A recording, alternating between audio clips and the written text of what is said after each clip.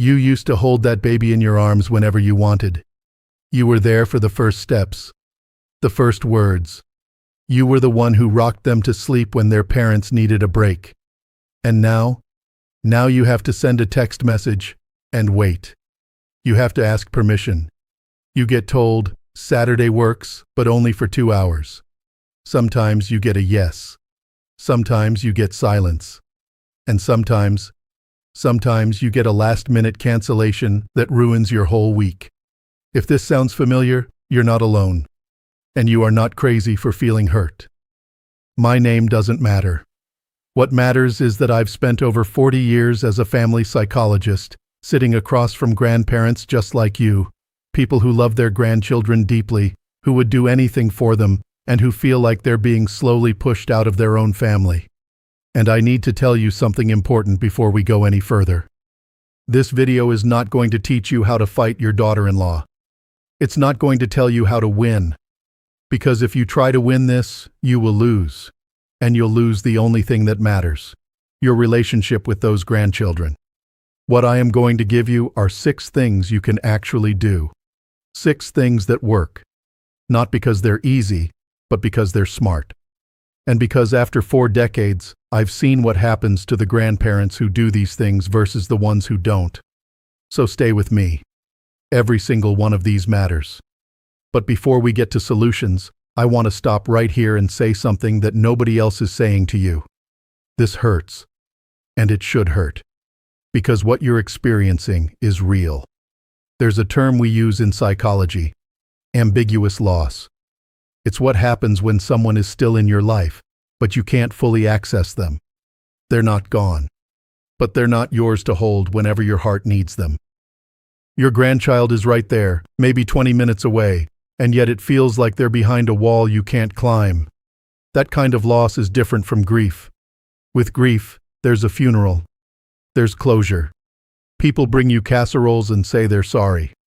But with this, nobody brings you anything. Some people don't even understand why you're upset. They say things like, well, she's the mother, or just give it time, or my personal favorite. You should be grateful you get to see them at all. And those words, they don't help.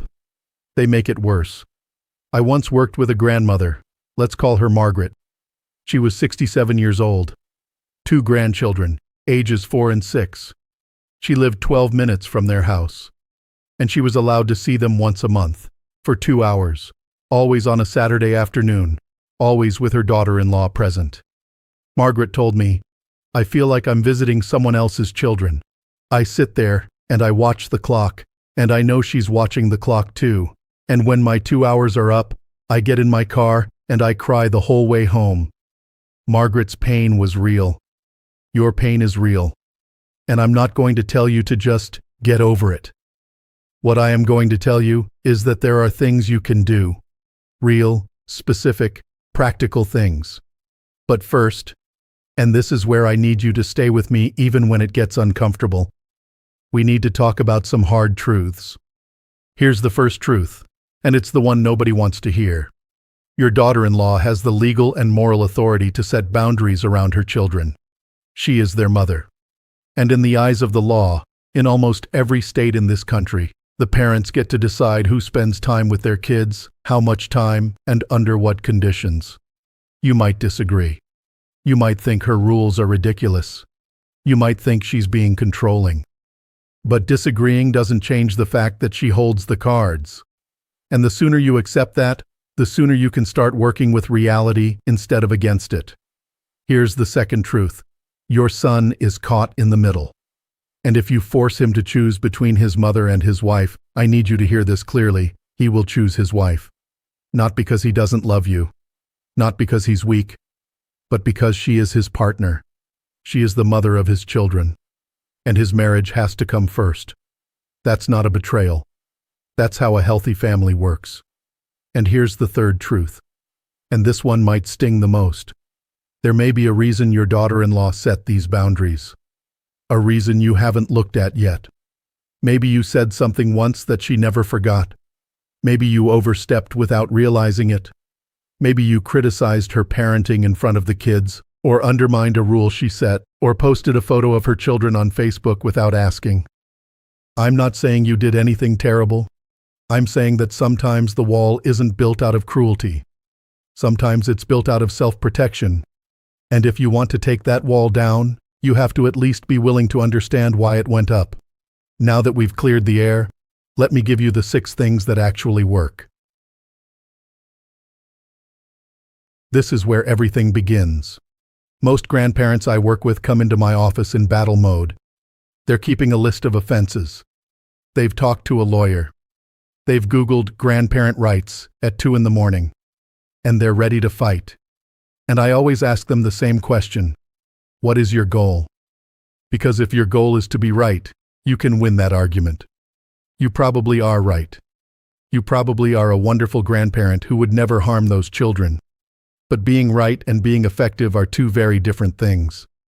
If your goal is to have a real, lasting, meaningful relationship with your grandchildren, then you need to stop thinking about rights and start thinking about relationships. Here's what that looks like in practice.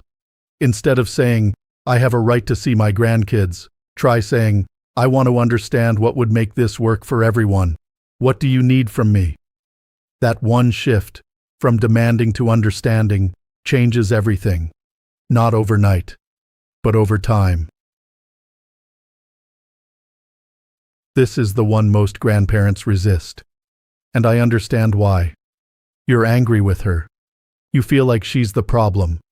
Why would you want to build a relationship with the person who's keeping you from your grandchildren? Because she is the gatekeeper. And you cannot get to the garden by fighting the gatekeeper. You get to the garden by earning her trust. Here's what I want you to try. And I know this feels counterintuitive. Reach out to your daughter-in-law about something that has nothing to do with the grandchildren. Ask her how she's doing. Not, how are the kids? How is she? Ask about her work. Ask about something she's interested in. Compliment something specific she did well. Send her an article about something she cares about. Not about grandparenting, not about family, just something that says, I see you as a person. Because here's what's really going on, underneath all of it. Your daughter-in-law probably feels judged. She probably feels like you're watching her, evaluating her, waiting for her to mess up. And whether that's true or not, that feeling is driving her behavior. When you treat her like a human being, not just the obstacle between you and your grandkids, things begin to shift. Now, I want to be clear. This is not about being fake. This is not about manipulation. If you go in with a strategy to butter her up so you can get more time, she will see through it instantly. This only works if it's genuine. And if you can't genuinely find something to appreciate about the woman your son chose to spend his life with, that's something worth examining. One more thing on this point. If your daughter-in-law is truly abusive, truly manipulative, truly using your grandchildren as weapons, that's a different situation. I'll address that in thing number 6. But for most of you, the reality is more nuanced than good grandparent versus bad daughter-in-law. And the bridge starts with you. This one is simple. And it is the hardest thing I will ask you to do. If your daughter-in-law says 2 hours, you leave in 1 hour and 50 minutes. If she says no sugar, you don't sneak them a cookie. If she says don't post photos on social media, you don't post photos on social media. If she says bedtime is 7:30, you have that child in pajamas by 7:15. Every single time. Here's why this matters. Every time you break one of her rules, even a small one, even one you think is ridiculous, you are confirming her worst fear about you. You are proving that you can't be trusted. You are telling her with your actions that your judgment matters more than hers. And she will respond by tightening the grip. But every time you respect a rule, especially one you don't agree with, you are building trust. You are showing her, I hear you.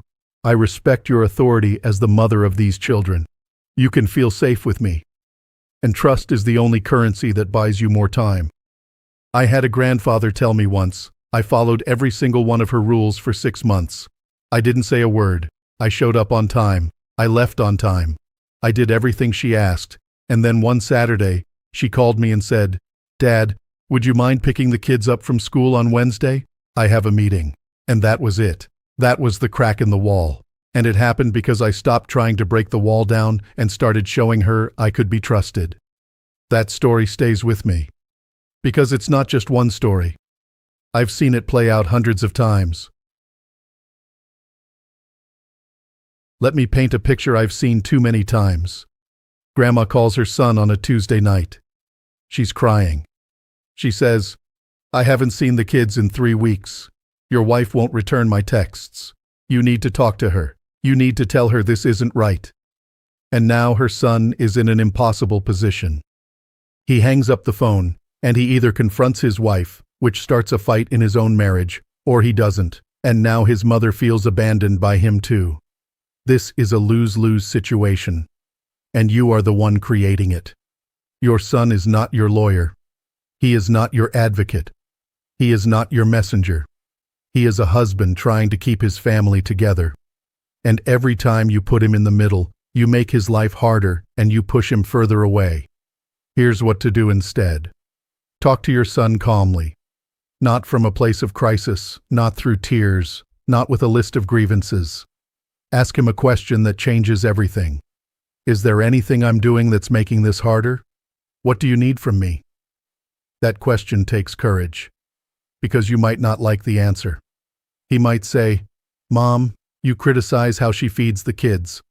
Or, "You always compare her to how you raised us." Or, "She feels like you don't respect her." That's going to hurt.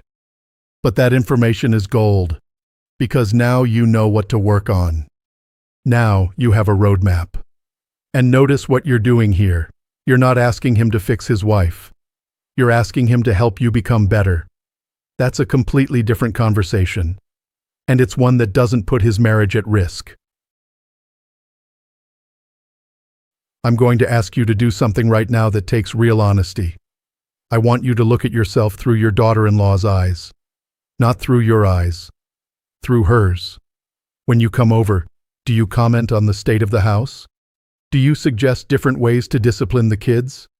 Do you say things like, "Well, in my day, we didn't do it that way"? Do you bring gifts after she specifically asked you not to? Do you kiss the kids on the mouth when she's asked you not to? Do you feed them things she said no to? Do you undermine her, even gently, even with a smile, even in ways you think are harmless? Because here's the thing. You might not see it, but she does. And to her, each one of those moments is a tiny message that says, "I don't respect you as a mother." The grandparents who get the most time with their grandchildren are the ones who make things easier for the parents, not harder. They're the ones who show up and say, "What do you need? How can I help?" They're the ones who follow the routine, who respect the food rules, who ask before they share photos online, who don't judge the messy kitchen or the screen time. They're the ones who make the daughter-in-law think, "I actually want her here. My life is better when she's around." That's your goal. Not to be tolerated. Not to be endured. To be wanted. Here are some specific things you can do starting today. Text before you visit. Don't just show up. Ask about the kids' schedule and work around it. When you're with the kids, follow the parents' rules to the letter. If you disagree with a parenting choice, keep it to yourself unless there's a genuine safety concern. Say "thank you" after every visit. And this one is important. Never, ever say anything negative about their mother in front of the children. Not a sigh. Not a look. Not a joke. Nothing. Everything I've told you so far works for most situations. But I want to be honest with you. Sometimes the problem isn't your behavior. Sometimes the problem is real. There is a difference between a daughter-in-law who sets boundaries and a daughter-in-law who uses your grandchildren as weapons. Healthy boundaries look like this. "We'd love for you to come Saturday from 2 to 4. Or, "Please don't give the kids candy before dinner." Or, "We need some family time this weekend, but let's plan for next week." Toxic behavior looks like this. Complete cutoff with no explanation. Constantly changing the rules so you can never get it right. Using the children as a bargaining tool. If you don't do what I want, you won't see the kids. Turning your son against you with lies or manipulation. Poisoning the children's view of you when you're not there. If what you're experiencing is the second category, real, systematic, intentional alienation, then following rules and building bridges alone won't be enough. Here's what I recommend. First, consider family therapy. Not just for you, for the whole family. A neutral, trained professional can get everyone in the same room and create a conversation that you can't create on your own. Many families I've worked with have found breakthroughs in just 4 or 5 sessions. Second, if your daughter-in-law refuses therapy, see a therapist on your own. Not because something is wrong with you, but because you need support. You need someone in your corner who can help you process this pain and make smart decisions instead of reactive ones. Third, and I want to be careful here, in extreme cases, you may want to consult a family law attorney about grandparent visitation rights. These laws vary dramatically from state to state, and they are not easy to pursue. But they do exist. And in situations involving genuine parental alienation, they may be your last option. Seeking help, whether it's a therapist, a mediator, or a lawyer, is not a sign of weakness. It is a sign of strength. It tells your grandchildren, even if they don't know it yet, that you fought for them. Not against their mother. For them. Let me bring this back to where we started. You're a grandparent. You love your grandchildren. And you're in pain because someone else is controlling how and when you get to love them. I hear you. And I want you to hold on to this one idea as you walk away from this video. You cannot control what your daughter-in-law does. You cannot control her rules, her mood, her insecurities, or her timeline. But you can control who you become in this story. You can become the grandparent who was patient when it was hard, who was respectful when it wasn't reciprocated, who bit their tongue 100 times because the long game mattered more than the moment. And here's the part that makes all of it worth it. Your grandchildren are going to grow up. They're going to become teenagers, and then young adults, and then adults. And when they do, they will choose for themselves who they want in their lives. They will remember who showed up. They will remember who was calm. They will remember who loved them without drama, without conditions, without making them feel like they were caught in the middle of a war. They will come to you, if you give them a you worth coming to. So do the hard things. Build the bridge. Follow the rules. Bite your tongue. Show up with grace. And play the longest game of your life. Because your grandchildren are worth it. And so are you. If this video spoke to you, I want to hear your story. Leave a comment below. Tell me what you're going through. And if you know another grandparent who needs to hear this, send them this video today. They shouldn't have to go through this alone. Hit that subscribe button. Ring the bell. And I'll see you in the next video. Right here on Strong Elderly Life. Take care of yourself. You matter more than you know.